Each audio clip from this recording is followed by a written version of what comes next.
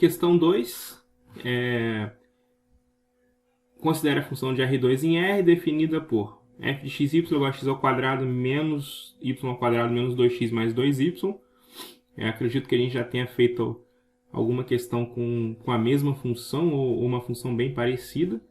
Então, assim, a letra A, de novo, é aquela questão algébrica, né? A gente deriva igual a zero, deriva igual a zero, depois faz o estudo daquela matriz, para aí sim definir se aquele ponto é local, é um ponto de máximo, é um ponto de cela, certo?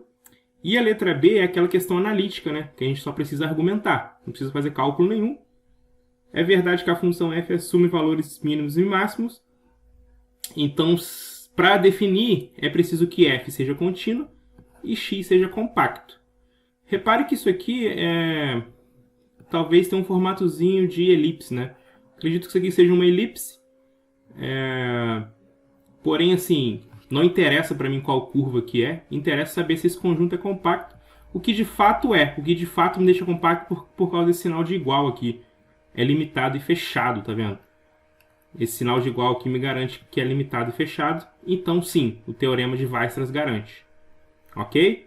Então a letra B já está até argumentada. Ó. F é contínuo, X é compacto e pronto. Garantimos um pontinho aí. Beleza? Então, próxima etapa, a gente vai derivar em relação a X. Vamos lá, derivar F em relação a X de XY é igual. X ao quadrado em relação a X. Opa, 2x. Y ao quadrado, constante, não serve para mim. Menos 2x em relação a X. Menos 2. 2y em relação a x, constante, é zero. Agora a derivada de f em relação a y, xy, vai ser justamente igual a x ao quadrado, não serve para mim, constante. Menos y ao quadrado, dá um peteleco no 2, dá menos 2y. Menos 2x, não serve para mim, constante. 2y dá 2, mais 2. Agora eu preciso igualar isso aqui a zero, eu preciso igualar isso aqui a zero. Ok? Para a gente achar o ponto estacionário ou o ponto crítico. Então eu tenho que 2x é exatamente igual a 2. Isso implica que x é igual a 2 dividido para 2, o que implica que x é igual a 1. Certo? Bem tranquilo, né? Já achamos o ponto x. Então vai ficar menos 2y é igual a menos 2, o que implica que y é igual a menos 2 dividido por menos 2, o que implica que y é igual a 1. Opa, então meu ponto P é igual a 1, 1. Esse é meu ponto crítico. Esse aqui é o meu ponto crítico. Ok? Então, pode ser que tenha mais de um ponto, mas nesse caso teve um ponto só. E a gente pede para classificar esse ponto, certo? Para classificar, o que a gente precisa? Daquela matriz esse ano logo de cara, né? Então o que a gente faz? A gente pega que derivou em x, deriva em relação a x de novo. Ó. De xy, isso é igual a. Agora eu vou derivar isso aqui em relação a x. 2x menos 2 em relação a x é bem tranquilo. 2x vai dar 2, menos 2 é constante, vai dar 0. Agora eu pego a mesma função que eu derivei em relação a x e derivo em relação a y. Então vai ficar xy é igual a.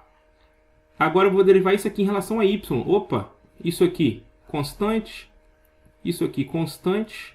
Derivada de um constante é 0, certo? Agora eu pego a derivada em relação a y e derivo em relação a x. De xy, isso vai ser igual a. Repare que tem que dar o mesmo valor que é zero, né? A gente já viu isso nas outras provas. Eu derivei em relação a y e encontrei isso. Agora eu vou derivar isso aqui em relação a x. 2y é constante, é zero. 2 é constante, é zero. Então aqui de fato é zero. Por fim, a gente tem a derivada de y. Agora eu derivo em relação a y novamente. Certo? Então o que eu tenho aqui é menos 2y mais 2. Menos 2y em relação a y. Opa, é menos 2. Ok? Então a minha matriz hessiana de xy é igual a 2, a 0, a 0 e a menos 2. Ok? O que implica que a matriz hessiana no ponto crítico, que é 1, 1, é justamente a mesma matriz, né? Porque deu tudo constante, então vai ser 2, 0, 0 e menos 2. Aqui, diagonal principal, que é 2 vezes menos 2, menos a diagonal secundária, que é 0 vezes 0. Isso é igual a menos 4. Logo, a gente pode argumentar que a matriz hessiana no ponto 1, 1 é igual a menos 4, que é menor que 0. Certo? Claramente isso é menor que 0. Logo, P é ponto de célula. Ok? De novo, mesmo padrãozinho, né? Veio o ponto de célula novamente. Por quê? Porque minha matriz, o determinante deu um número menor do que 0. Então, com isso, a gente conclui que P é um ponto de célula, né? Se fosse maior que 0, eu teria que olhar para cá, ó. Teria que olhar para cá. Certo? Se fosse maior que 0, eu teria que olhar para cá. Se isso aqui é maior que 0, seria ponto de mínimo. Se isso aqui é menor que 0, seria ponto de máximo. Então, assim, como já deu menor que 0, eu já posso concluir que é ponto de célula. Ok? E agora, a gente tem a letra B, que sim, de fato, a função assume. Por quê? Porque f é contínua e x é compacto. E pronto, logo, o teorema de Weierstrass garante que f assume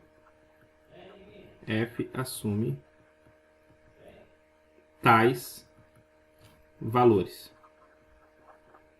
Ok? É uma questão bem analítica, bem tranquila. Então, assim, letra A e letra B já padronizada, né? Já fizemos bastante questões desse tipo. E com isso a gente conclui a questão 2 e bora para a questão 3.